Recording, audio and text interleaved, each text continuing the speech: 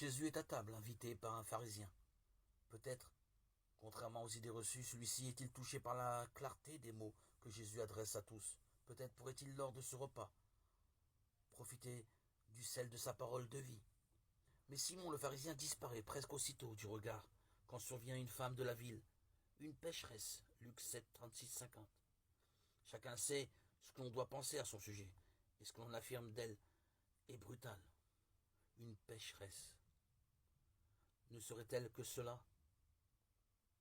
Et qui donc peut en décider sinon son propre cœur, et au plus profond, Dieu lui-même, bien au-delà de la loi?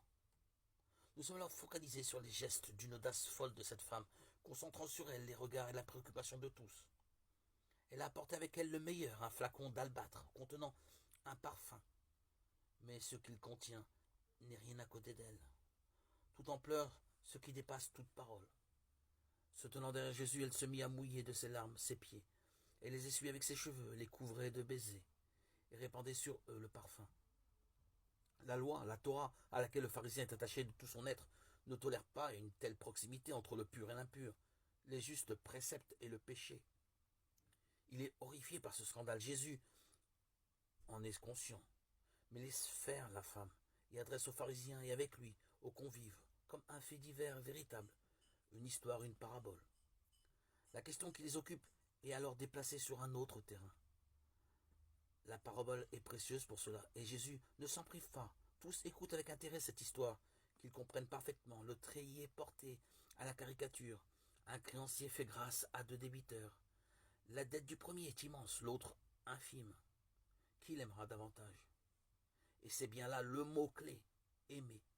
Voilà ce qui plaît à Dieu. Osée chapitre 6, verset 6. Les paroles de Jésus sont alors d'une grande force et bonnes aussi pour notre chemin. Ses péchés, ses nombreux péchés sont pardonnés puisqu'elle a montré beaucoup d'amour. Mais celui à qui on pardonne peu montre peu d'amour. Nous voilà orientés vers la connaissance de la joie du pardon et appelés à aimer. Qui est cet homme?